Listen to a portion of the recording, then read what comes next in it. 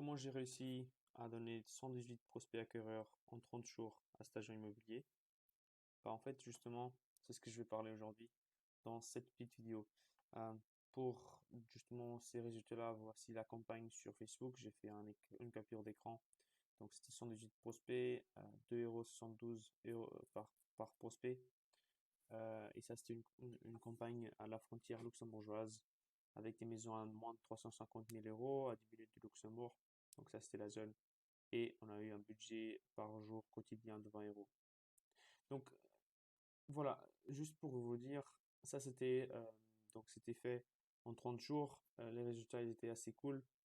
Euh, Ensuite, comment est-ce qu'on a fait? C'est 4 étapes que je vais pouvoir vous expliquer et vous donner tout de suite avec le document. Donc, vous allez avoir l'accès à ce document-là par la suite également. Après avoir vu la vidéo, je recommande de regarder quand même pour qu'il y ait justement des questions ou quoi que ce soit. Je réponds en fait pendant la vidéo. La première étape, c'est créer l'offre la plus pertinente pour les acquéreurs. Donc, déjà, il faut se demander deux choses. Qu'est-ce qu'ils veulent, les acquéreurs? Souvent, ils vont vouloir une maison, un appartement qui correspond à leurs besoins parce qu'ils ont un enfant en plus. Ils veulent avoir plus de place, un endroit différent et un certain prix qu'ils doivent avoir en tête. Donc, ils ont ça en tête, d'accord, comme besoin, comme demande. Et vous, en fait, vous avez aussi une offre, en fait, à fournir. Si vous rentrez des mandats assez facilement avec la recommandation, vous allez avoir certainement des maisons. Et donc, quand c'est le cas, justement, les maisons, ils ont certains critères. Ils seront ciblés dans un certain secteur, à un certain prix, et ce sera une maison, un appartement avec certains critères importants. Quand c'est le cas, en fait, souvent, c'est très rare, mais c'est possible. Si vous avez la même maison qui correspond à votre acquéreur, il y a une vente facile. Sinon, il va falloir trouver un autre moyen. Et comment est-ce qu'on le fait? Simplement en agrandissant notre offre. Comment on le fait? Ça c'est un exemple. Donc Mathieu, par exemple, veut acheter une maison, un appartement, non, plutôt, ouais, veut acheter un appartement au 4e arrondissement de Lyon. Son budget est de 100 000. Anne, une maison au 8e arrondissement de Lyon avec un budget de 300 000. Et ici, on voit justement que c'est complètement différent. Par contre, on va pouvoir faire une offre qui va regrouper les deux. Donc, on va faire une liste, par exemple, d'appartements et maisons en dessous de 300 000 euros à Lyon et ses alentours. En fait, les critères qu'ils ont mis en place, Mathieu et Anne, ils seront là-dessus, en fait. Et ça va générer quoi? De l'intérêt, de la curiosité. Et c'est comme ça, en fait, que vous allez récupérer beaucoup de acquéreurs. Même en période de crise, ça va marcher. Ça marchait pour nous, en fait, en période de crise. Donc, en fait, l'idée ici, c'est que justement, on va agrandir le ciblage. Il y a bien sûr un effet contraire. C'est pas toujours monts et merveilles. Il y a toujours un effet contraire. C'est-à-dire ici, vous allez augmenter le volume de prospects et vous allez diminuer la qualité en fait. Ça, c'est normal. Vous n'allez pas avoir 118 offres d'achat. Non, en fait, ici, le but, quand on est en période compliquée, le but, c'est pas d'avoir plus faut faire beaucoup, beaucoup plus attention à la qualité au final. Parce que souvent, avec les sites en ce moment, vous n'allez pas avoir des contacts simplement, pas d'appels du tout. Donc, le but, c'est d'avoir du volume, quelque chose à travailler. Donc, voici un exemple d'une campagne qu'on a réalisée avec une offre. Et donc, ça, c'était l'offre. Donc, c'était une liste de maisons dans un certain prix. Donc, ici, c'était à moins de 350 000 euros dans une certaine zone. Donc ici, c'était à 10 minutes de Luxembourg. Donc on a mis même la photo de la frontière de Luxembourg. Et ça, c'était un exemple d'une maison, en fait, simplement. Voilà, une photo, un exemple d'une maison. Et ici, dans cette offre, on offre plusieurs maisons. Dès qu'ils ont vu cette partie-là, en fait, les prospects qui sont intéressés par ces maisons-là, avec ce prix-là, ça leur correspond. Mais en fait, il faut cliquer simplement parce qu'ils sont intéressés. Dès qu'ils cliquent, il y aura la deuxième étape qui va se produire que je vais pouvoir expliquer par la suite. Mais en fait, ça c'est le but en fait, c'est de créer une offre pertinente qui va attirer les gens. D'accord? Le plus de personnes vous attirez, le mieux c'est. Et je vais pouvoir expliquer par la suite pourquoi. Deuxième étape, c'est diffuser la campagne dans un endroit où tout le monde va la voir.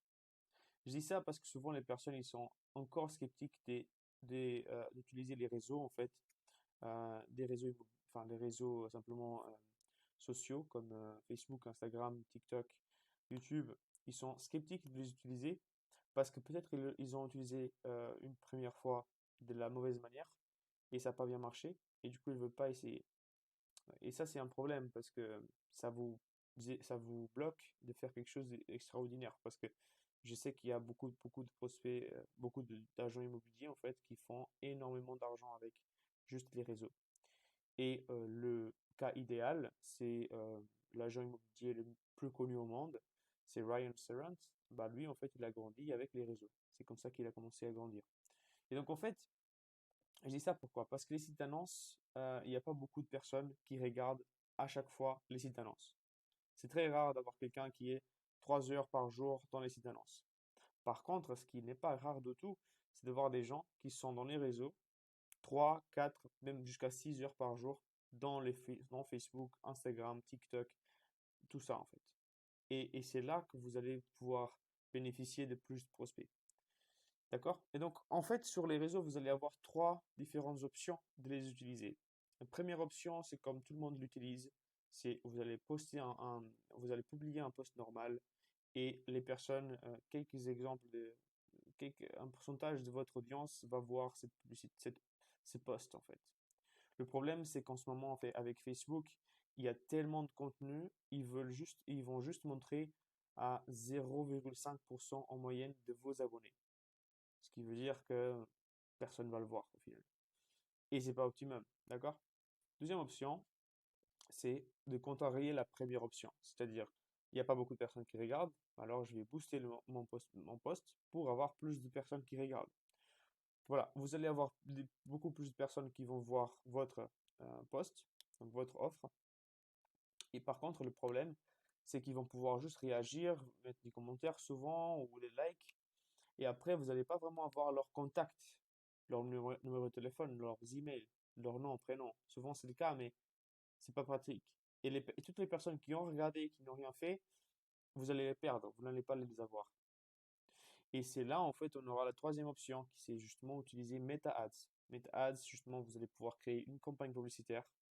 Et dans cette campagne publicitaire, vous allez pouvoir toucher, cibler des personnes, euh, justement, avec un certain intérêt.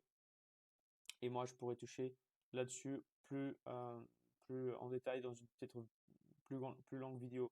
Mais en soi, la troisième option, c'est la meilleure pour cibler des personnes et pour avoir leur contact. C'est pour ça que c'est le plus important. Et donc ici, en fait, j'utilise simplement la troisième option. C'est pour ça, Jean-Jean, on a utilisé la troisième option par simplement, c'est plus facile et ça te rapporte le plus de résultats. Et donc, justement, j'ai mis un lien ici pour que vous puissiez commencer. Vous cliquez là-dessus, vous pouvez créer votre Meta Ads et commencer à utiliser Meta Ads si vous voulez. Euh, Sinon, je vais créer une prochaine vidéo expliquant le tout plus en détail. Troisième étape, donc dès qu'on a commencé à faire des publicités, d'accord, sur Facebook dans ce cas-là, Instagram aussi, on va pouvoir avoir des contacts. Et ensuite, on va devoir les qualifier, les acquéreurs, et comprendre si vous avez justement une offre qui correspond à leurs besoins. Et donc, ce que vous allez faire, c'est qualifier chaque acquéreur avec des questions. D'accord? Donc, pour le mettre en place, vous allez pouvoir faire de manière différente. Soit utiliser Facebook avec différentes questions. Avec ces questions-là, vous pouvez demander tout ce que vous voulez. Je vais donner des exemples des questions que vous pouvez faire. Ou sinon, vous allez pouvoir utiliser ClickFunnels ou System.io pour créer des funnels pour justement qualifier les prospects. C'est la meilleure manière selon moi parce que c'est pas contrôlable par Facebook. Facebook, il n'a rien à dire par rapport à ça et c'est peut-être souvent la meilleure manière. Le problème, c'est qu'avec ClickFunnels, vous allez dépenser pas mal d'argent. System.io, je ne sais pas vraiment comment ça marche, j'ai jamais utilisé, mais je sais qu'il y a beaucoup de personnes qui utilisent. C'est la même chose que ClickFunnels. ClickFunnels, c'est eux qui ont inventé la première fois les funnels. Donc c'est pour ça que je connais le plus. Mais nous, on utilise ClickFunnels en fait. Et donc ici, on peut voir, ça c'est un exemple. Justement, on a une liste personnalisée de maisons à moins de 500 000 euros à Blagnac.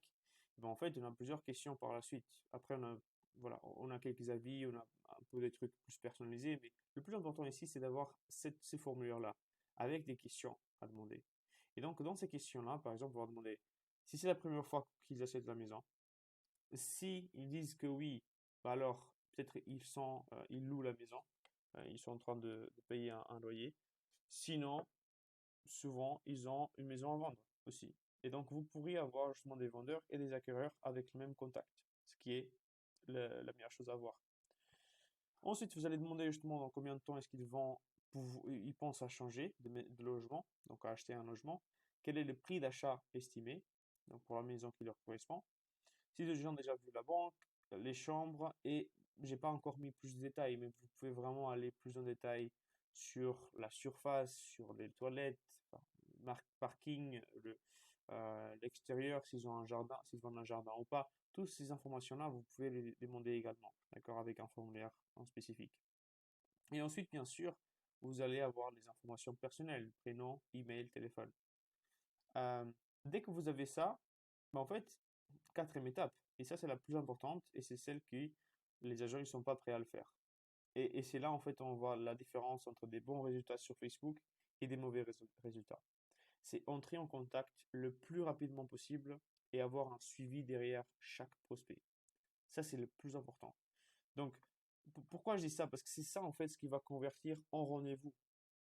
D'accord? Et ensuite, après le rendez-vous, vous devez encore mettre disons, vos capacités de vendeur de votre côté pour avoir le mandat ou pour avoir, dans ce cas-là, l'offre d'achat. Et donc, en fait, ce qui est important par rapport à ça, c'est d'appeler 2 fois chaque prospect acquéreur le plus rapidement possible, idéalement dans les premières 5 minutes que vous recevez ces informations-là. Et s'ils n'ont pas pris le téléphone, laissez un message vocal. D'accord? Et ce qui est aussi important, c'est la consistance. Donc, faire cela tous les jours pendant la première semaine au moins. Et après, le faire avec un email, un SMS, avec les informations qu'ils ont fournies dans les qualifications. Vous allez pouvoir comprendre quel est leur projet qu'ils ont en tête. Et vous pouvez leur dire, OK, bah, peut-être j'ai quelque chose pour toi, en fait, avec ces conditions-là, et ainsi de suite. Sinon, vous allez faire cela pendant une semaine également, et après, vous allez pouvoir faire cela donc 3, 5, avec un intervalle de 3, 5, 10 jours pendant 3 mois environ. Ça, c'est très important. C'est ça, en fait, ce qui va donner la récurrence, la, la récurrence, le volume de vente. C'est ça, en fait, ce qui va faire ça, la différence. Et le plus important aussi, c'est de ne pas tomber dans le spam, de ne pas spammer les gens avec des SMS, des emails. Toujours fournir de la valeur avec l'email marketing et le SMS marketing, c'est le plus important. Ici, c'est un exemple sur notre logiciel avec, avec quelques messages en fait que les personnes ils ont répondu. On fait d'une manière à ce qu'on donne toujours de la valeur et qu'on donne toujours un appel à l'action pour que la personne elle réponde. Et donc, quand ils répondent, c'est qu'ils ont intérêt et là, on va les contacter par la suite et on va avoir un rendez-vous. C'est comme ça qu'on le fait. Et moi, j'invite toujours à le faire de cette manière-là. Bon, voilà, ça c'était la vidéo. Je vais tout donner en fait. Le document, je vais le mettre en lien en dessous. Comme ça, vous allez avoir accès également pour voir un peu plus en détail ce que j'ai écrit. Peut-être pouvoir réutiliser dans vos campagnes et peut-être utiliser pour vos testings en fait. Voir un peu ce que ça marche. Pour moi, ça a très très bien marché pour mes agents aussi. Donc, je vous invite à le faire également. Et si jamais vous avez des questions, il y a aussi les liens en bas pour me contacter, pour entrer en contact avec moi. Je pourrais simplement faire un appel avec vous, comprendre si je peux vous aider. Et si c'est le cas, je pourrais vous expliquer davantage. Donc voilà, ciao, ciao.